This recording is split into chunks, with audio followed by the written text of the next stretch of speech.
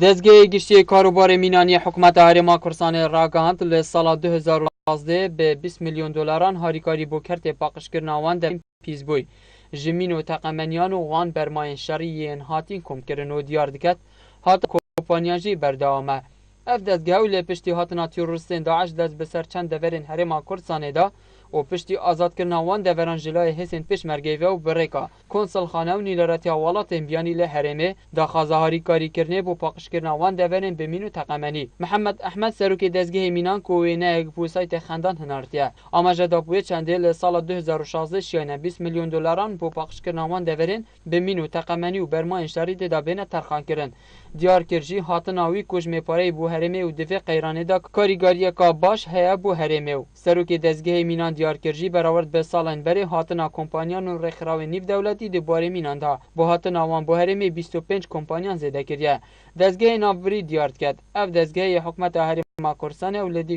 ساده یا سال 2007 به فرمی هاتیه دا مزراندنو تانو که 65 ساده آنخا هرما کرسانه جمین و تقمنیان پاخش کریه او ده پلانجی دا اگر بوجا و کرستین تمام بهنه دابین کرن دماغ 10 سالان دا 2 ماهی که به وی هوا پاقش کرنا مینان و تقمنیان